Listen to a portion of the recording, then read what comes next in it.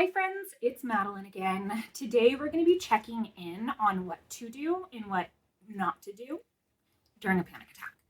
So a lot of the stuff that I'm going to come on here and say and talk about is going to be things that I have struggled with or I am struggling with. And unfortunately, having chronic panic attacks is something that I do still struggle with, but what's changed is how I react to that, those stimuli to try and calm myself back down.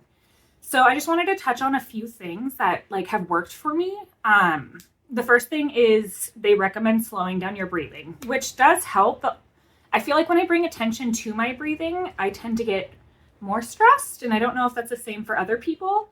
But for me to with the slow comment, we've been talking about slowing down our habits, slowing down our activities. For me, when I'm having a panic attack, I like to recognize I'm having a panic attack, recognize that my body is in fight or flight mode, which is, if you don't know about that, it's thinking that it's in danger, it's at physical harm.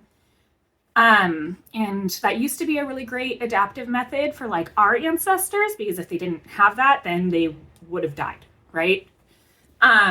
But for us now, when we don't have to worry about those kinds of things all the time, it becomes very just difficult to deal with, and it can be chronic, like it's become with me. So the first thing is I like to slow down everything.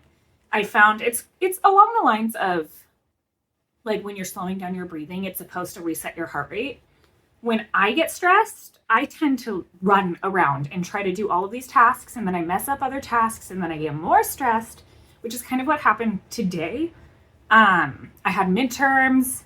Midterms went well, so I'm really stoked about that. At least my first one did.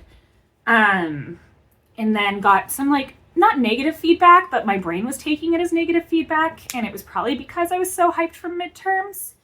So when I noticed that I was having a panic attack, I was like, stop. And that's not me telling my brain to stop thinking about things. That's me literally halting myself in the moment, looking at what I'm doing and saying, is this serving me right now? My body thinks that it's in danger, and I'm running around continuing to make it feel like it's in danger. I've previously talked about wake up cycles and immediately doing things after you wake up, and how that increases your cortisol or encourages it to stay at that high level that you need in the morning to wake up.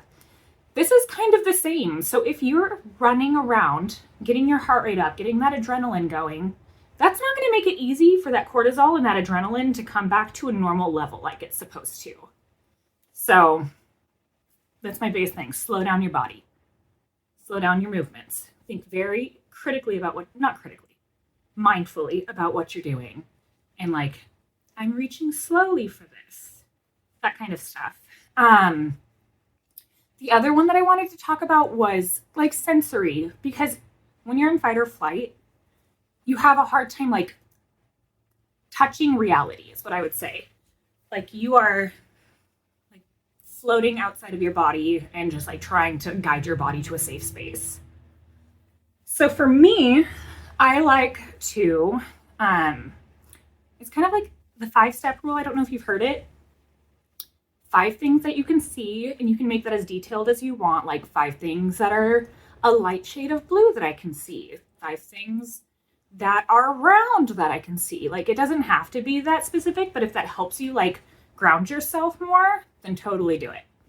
And then that goes down all of the sensations. So 5 things you can see, 5 things that you can hear, or 4 things you can hear, 4 things you can hear, 3 things that you can hear, eyes, touch. What are 3 things that you're touching right now? I'm touching the floor. The carpet it's pretty soft. It almost is cool enough to feel wet, but I know it's not wet. See, the more specific that you can make it, the more that you're grounding yourself in reality. And then after that, I usually do 2 things that I can taste. But I think these are pretty interchangeable. Or 2 things you can smell and 1 thing you can taste.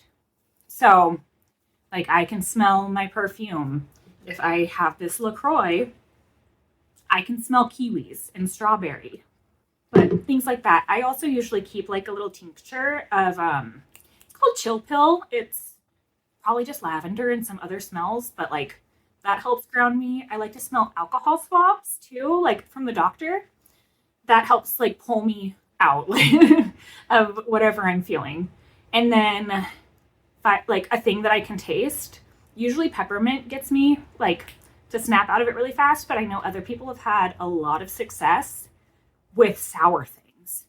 So give it a try, see if it works for you. Didn't work for me, but I've heard good things. So the last one that I wanted to touch on is don't do things that are like indulging the sensation of the panic attack. That kind of sounds weird, but like if you are having a panic attack in the first, like impulsive stuff, the first thing that you're thinking about doing is grabbing for food, that food's not serving you anymore. Unless it was like a panic attack about not having food. But that food is encouraging the behavior of a panic attack to calm yourself down. So I would say stop, think about what you're grabbing, and then maybe you can grab for a different option. Like I really wanted to have coffee because I was so stressed. And I know it sounds counterintuitive, but that's like one of the things that calms me down.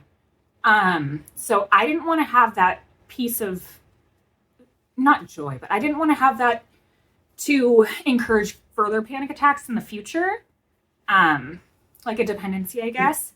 So I grabbed for a different drink that I usually don't grab for when I'm having a panic attack, and it kind of like snaps me out of it at least. Same thing would go for like, I really, last week, I love the Little Caesars breadsticks, the crazy bread. Oh, delicious. Went through, I think, 2.5 bags in a day, which is insane. That's too many carbs. And I started to have this repeat like panic attack. And then I would say, oh, I'm going to order those Little Caesars breadsticks again. So my association tends to be with food or like at nighttime waking up and going and sleeping on the couch. The couch is probably reinforcing that for me as well. So stepping away from those things, and then like you can come back to it, just not in the time that you're having a panic attack. Try to make it like other sensory things that can snap you out of it that you're not used to. That's pretty much all that I've been working on, and I continue to want to work on it. If you have any questions or comments, I am always open to hearing what other people use as tools. If they don't agree, if they don't agree, and if they do agree, I like to hear either way. So let me know. If you are not subscribed, subscribe, and I will see you on Wednesday. Bye.